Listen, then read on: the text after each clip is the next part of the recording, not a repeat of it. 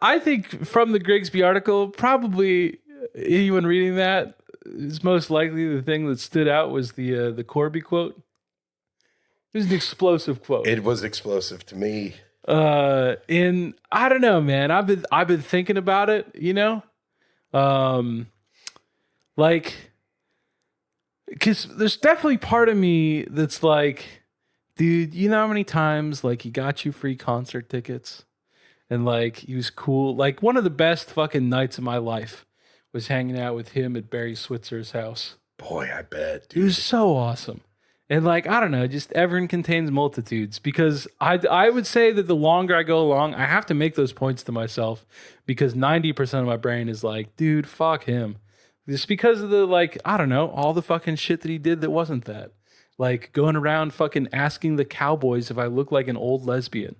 That's the kind of fucking cool. bullying fucking TCU frat house bullshit. Like that's fucking like I was an intern. Yeah. Like I was fucking up there all the time, like not being paid. And like the guy who's making 600, he's not making 600. I don't know why I said that. The guy who's, I was going to say six figures, but that's not true. I guess, yeah, it is. Oh, I mean, they make 8 figures earlier. I'm now realizing in my head that I've gotten the number of figures wrong. If you just made $1 million, that wouldn't be that impressive. Yes. The ticket makes 7 figures. They make 7. They make 8. Corby makes 6. Okay. That's what I'm trying to say. Cool. Explosive financial information guy tonight who on makes IJB. Well, everyone had to know that he made 6 figures. Yeah. Well, I mean, I'm not saying really, what the first number is. The people I know who work there were making like $14,000 a year. So yeah. It's shocking news to me. All the hosts, Yeah, I know. But so, this guy, he's making 6 figures, living in his nice house with his family, and he's cutting a picture of me out of Quick magazine to go and show it around the Cowboys and be like, doesn't he look like a fucking freak? Man. And so I don't know. That existed in a period of time where I wasn't listening all the time, but that's making me mad. To that guy, I would just say, to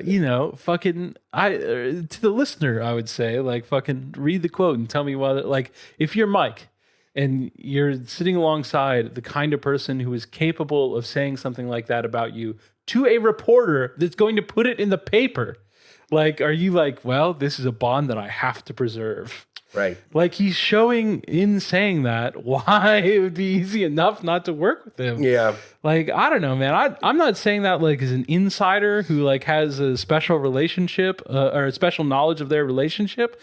I'm just saying as like a person who heard the hard line is like applying common sense. Like, I don't know. There were a million times on the air that Mike would make a joke that I thought was funny. And that he would lay out, or like if he laughed, it was like laughing at like how dumb he thought that attempt at humor was. Like, I don't know, dude. It didn't seem like my favorite kind of environment if it were me in there. Yeah. I don't know. And personal and anecdotal, relationships aside, it's a really sort of salacious headline grabbing quote to say about someone who's just decided to come out of retirement and do something else. Yeah, like, and it's not like he left to start this. Like, right. Like he's been gone for years. Yeah, years. Yeah, years. Survived a fucking pandemic. Yeah, like a lot of people rethought things at the end of the pandemic. That Mike made it through was impressive. To me. He was not keeping the most impressive protocols. Yeah. I was prepared to just go on, keep doing the same shit I was doing after the last couple of years. But it turns out I reflected a little bit and decided I wanted to be in radio, and look at us now. Yeah. So maybe Mike had some feelings about that, or, some of the other people on Twitter and elsewhere kind of saying like what a personal affront this is, or how you could backstab people or anything like that. And it's like, the politics and economics aside of what the station was or wasn't providing to its employees are one thing. But I mean, most jobs, people leave their positions and very often remain in the same line of work. Yeah. And after a brief period of time, find themselves at a competitor. Yeah. doing the same type of role again. I mean, it's not like... Yeah, I mean, whatever they say, like didn't you invent the bunker and like now you're outside of the bunker doing that? Like, whatever. Yeah. That is true. I do see the tension in that point. But like, Mike makes a great point when he just acts like none of that stuff matters at all. That's been my favorite part of how he's kind of met I always that felt criticism. He's like, maybe so.